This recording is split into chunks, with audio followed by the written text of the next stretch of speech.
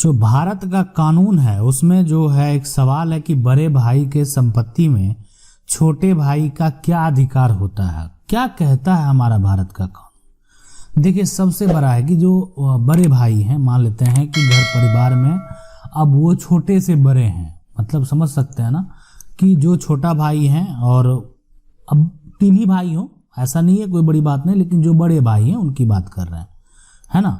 तब मान लेते हैं ये दोनों से ये बड़े हैं, या अगर एक ही भाई कोई है तो ये इनसे ये बड़े हैं, एक भाई छोटा एक भाई बड़ा है। तो बड़ा भाई के संपत्ति में छोटे भाई का अधिकार कैसे होता है, किस केस में होता है, क्यों होता है, सारा बात समझेंगे, सारे प्रक्रिया को आज समझेंगे।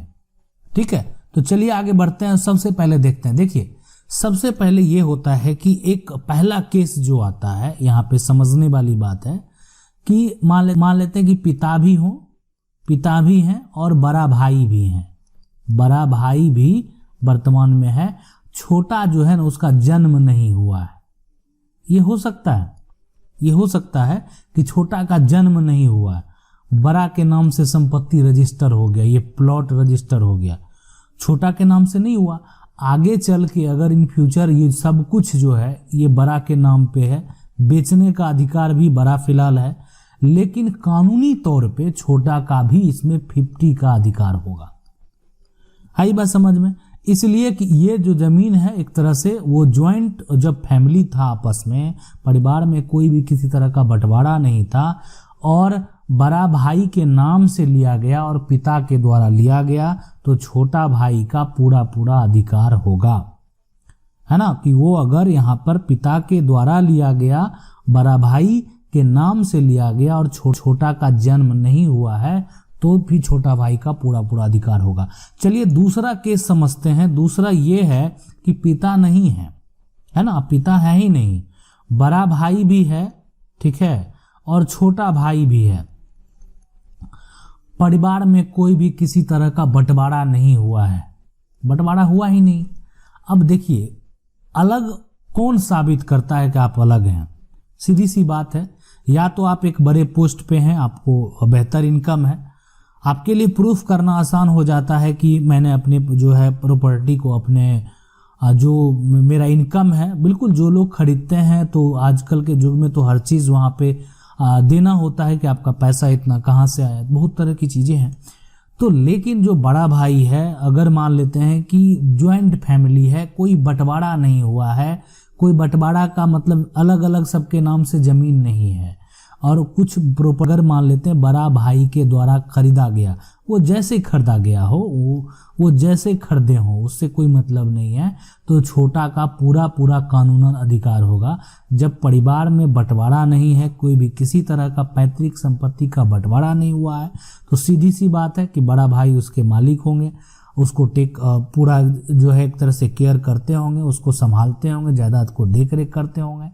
और उस केस में अगर छोटा भाई ये आरोप लगाता है कि उन्होंने उसी का फायदा उठाते हुए, है ना, उन्होंने प्रॉपर्टी खरीदा, तो जो छोटा भाई है उसको आधा का वहाँ पे हक जरूर मिलेगा। ये दूसरा केस होता है हमारा। ठीक है, चलिए तीसरा केस चलते हैं। तीसरा केस, तो ये विवाद कानून में भी बहुत सारा आया, ये विवाद जो है कानून में अभी भी है फिलहाल, बहुत लोगों का तो ठीक है अभी कानून में नहीं भी आया, लेकिन बहुत का कानून में ऐसा विवाद आया। वो ये कि जमीन जो है पिता के बाद क्या हुआ कि सारी संपत्ति जो है एक तरह से बड़ा भाई के नाम से सर्वे हो गया, ठीक है, या बहुत हद तक जो है जमीन सर्वे हो गया, या बहुत ऐसा मामला आया जहाँ पे 1-2 प्लॉट ही जो है वो बड़ा भाई के नाम से अलग से सर्वे हो गया। तो सीधी सी बात है, अब वो प्लॉट अगर मान लेते हैं कीमती प्लॉट है, तो अब वो अगर ऐसा कह रहे हैं, उनके वंशज ऐसा कह रहे हैं कि अब जो है हम जो छोटे चाचा हैं, जो उनके बच्चे हैं, उनको हिस्सा नहीं देंगे, तो ऐसा मामला भी कोर्ट में आया। लेकिन कानून में ऐसा नहीं होता है, कानून में उसमें भी समान अधिकार यहाँ पे मिलेगा, वो भी वहाँ पे कैंसिल हो जाएगा। मतलब कानून में अगर छोटा भाई जाता है तो छोटे भाई को पूरा अधिकार मिलेगा। ठीक है, मतलब सर्वे के केस में भी जो है यहाँ पे, इसलिए कि वो जो है पैतृक संपत्ति है, पूर्वज के नाम पे दर्ज था और वो उस समय बड़ा भाई के नाम जो है दर्ज हो गया, तो कोई बड़ी बात नहीं है ऐसी मिस्टेक हो जाना। लेकिन इस केस में अगर ऐसा हो जाता है, मान लेते हैं ऐसा हो गया, तो इस केस में छोटे भाई को पूरा पूरा अधिकार मिलेगा। देखिए आजकल के युग में एक चीज आप देखते होंगे समाज में कि जब परिवार ज्वाइंट में होता है ना, और किसी भी तरह से अगर मान लेते हैं ज्वाइंट में ही परिवार में कोई भी तरह का बंटवारा नहीं हुआ है, तो उस केस में बड़ा भाई आजकल चालाक होता है, और हर आदमी अब समझता है ना, चालाक होता है। उसमें क्या करता है ना कि जो प्रॉपर्टी अगर कोई भी खरीदेगा ना, सबसे पहले तो वो पत्नी के नाम से खरीदेगा, है ना। जब शादी हो जाएगा बड़ा भाई का, तो बड़ा भाई जो भी संपत्ति खरीदेगा ना अपना पत्नी के नाम से खरीदेगा। अच्छा देखिए, पत्नी के नाम से अगर खरीदेगा तो उसमें दिक्कत क्या होगा, उस बात को भी समझना यहाँ पे जरूरी है कि अब इस केस में और फायदा क्या होगा। देखिए फायदा ये होगा कि कानून में जाके, ठीक है, ये चीज प्रूफ करना, है ना, थोड़ा सा मुश्किल हो जाता है। ऐसा नहीं कि नामुमकिन है, मुश्किल हो जाता है। ऐसा नहीं कि फिर वो जो है अगर कोई इस गलत तरीके से ऐसा किया होगा तो वो प्रूफ नहीं होगा, बिल्कुल। लेकिन थोड़ा मुश्किल ये हो जाता है कि पत्नी के द्वारा ऐसा बताया जाएगा कि इनको मायके से दिया गया। अब वहां भी ये प्रूफ दिखाना होगा कि आप कैसे दिए, कितनी संपत्ति दिए, है ना। टैक्स की बात है, बहुत तरह की बात हो जाती है। लेकिन एक थोड़ी देर के लिए कहना ये हो जाता है कि मायके से गिफ्ट मिला। अब बात आई समझ में। तो या मान लेते हैं वो अगर कमा भी रहे हैं, ज्वाइंट में कुछ भी ये कर रहे हैं, तो भी वो पत्नी के नाम से लेना जो है चाहते हैं, ऐसा कि कोई तरह का ऐसा दिक्कत ना हो परिवार में अगर बंटवारा नहीं हुआ है तो। लेकिन अगर परिवार में अगर एक लिखित बंटवारा हो गया है ना, आपके परिवार में अगर एक लिखित रूप से बंटवारा है, दोनों भाई अलग अलग हैं, मतलब अलग अलग घर बना के रह रहे हैं, दोनों का जमीन का बंटवारा अलग अलग है, आप समझने का प्रयास करें, इनका भी जमीन अलग है। अब बड़ा भाई अगर मान लेते हैं कोई भी संपत्ति जो बड़ा कुछ भी खरीदे, बड़ा भाई के द्वारा अगर कुछ भी खरीदा गया, उस केस में यहाँ पे जो छोटा भाई है उसको वहाँ पे हिस्सा नहीं होगा, इसलिए कि दोनों का बंटवारा हो चुका है। अब वो अपने नाम पर खरीदने के लिए स्वतंत्र हैं। बात आई समझ में।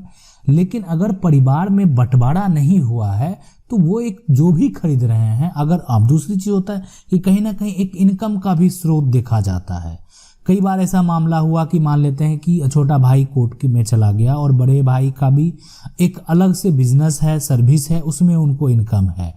अब वो शो करेंगे कि मेरे इनकम का जो खर्च है वो दिखाएंगे अपना स्टेटमेंट कि उसके द्वारा उन्होंने प्रॉपर्टी खरीदी, तो फिर छोटा भाई को वहां पे हिस्सा नहीं मिलेगा, इसलिए कि उनके पास पूरा प्रूफ है कि वो कितने पैसे जो प्रॉपर्टी के लिए खर्च किए वो उनके कमाए हुए पैसे थे, इसलिए कि पैसे जो है कमाए हुए उनको वो शो करना पड़ेगा। तो उस केस में छोटे को हिस्सा नहीं मिलेगा। तो जब भी बात देखने हैं, जब भी बात हो पैतृक संपत्ति की या बंटवारा नहीं हुआ है, पैतृक संपत्ति को यूज करते हुए या तो बेच के, ऐसा भी हो सकता है ना कि बड़ा भाई ये जमीन है इसको क्या किया, बेच दिया और इसी को बेच के अपना पत्नी के नाम से जमीन ले लिया। फ्रॉड वाला बात हो गया ना यहाँ पे। अब देखिए मामला तो छोटा भाई को कोर्ट जाना पड़ेगा। इसके लिए कोर्ट जाने के क्रम में ये भी देखा जाएगा कि इस संपत्ति को बेचा गया। अब बेचने के लिए तो आप तो रजिस्ट्री करने गए होंगे नहीं, अगर बड़ा भाई बेचे होंगे तो बड़ा भाई ही बेचे होंगे ना वो चीज को, और उसी से वो जो है एक तरह से अपने पत्नी के नाम खरीदे। तो ये सब प्रूफ करना वहां पे ज्यादा मुश्किल नहीं होता है, इसको प्रूफ करना वहां पे आसान ही होता है, और ऐसे मामले में भी आप हिस्सा ले सकते हैं, ठीक है। और ऐसे बहुत सारे मामले आए भी हैं कि बड़ा भाई के द्वारा क्या हुआ कि संपत्ति, मतलब जो बेहतर संपत्ति है उसको अपने बच्चों के नाम से या अपने पत्नी के नाम से अलग जगह जो है कहीं दूसरा प्रॉपर्टी खरीद लिया गया। तो ऐसे मामलों में पूरा छोटे भाई का हक होता है, ठीक है। तो ये बात आप फिक्स कर लीजिए कि अगर छोटा भाई का जन्म भी नहीं हुआ है फिर भी अगर संपत्ति खरीदा गया बड़ा भाई के नाम से तो भी उसका हक होगा। पिता अगर मान लेते हैं जीवित हैं और बड़ा भाई भी है, छोटा भाई भी है, ठीक है, फिर भी बड़ा भाई के नाम से अगर संपत्ति खरीदा गया तो छोटा का हिस्सा होगा। अगर जमीन का मान लेते हैं सर्वे बड़ा भाई के नाम से आ गया तो भी ऐसा नहीं बड़ा भाई उसका मालिक हो जाएगा, छोटा का भी हिस्सा होगा कानूनन। अगर मान लेते हैं कि बड़ा भाई जो पूरा संपत्ति का देखभाल करता है और उस संपत्ति से अगर कहीं कुछ अपने जो है वंशज को या अपने पत्नी को खरीद के देता है तो भी अगर कानून में जाएगा तो छोटा भाई का हिस्सा होगा।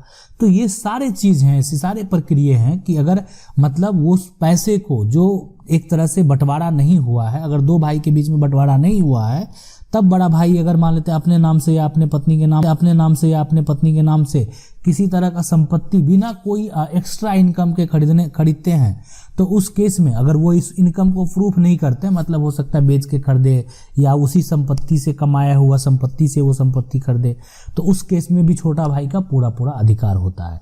तो इसीलिए आप देखते हैं कि जब भी इस केस में बड़ा भाई कहीं कमाते हैं और वो प्रॉपर्टी खरीदते हैं तो वो उनका ज़्यादा या जो भी है, जो वो ऐसे नहीं बोल सकते हैं डायरेक्ट, लेकिन ऐसा नहीं है, छोटे भी खरीदते हैं अपनी पत्नी के नाम से, लेकिन ज़्यादातर जब जॉइंट होता है तो वो जो होता है कि वो अपने पत्नी के नाम से लेना उनके लिए ज़्यादा सही होता है, सेफ माना जाता है। आशा करते हैं वीडियो अच्छा लगा होगा। वीडियो अच्छा लगा वीडियो को लाइक जरूर कर दें।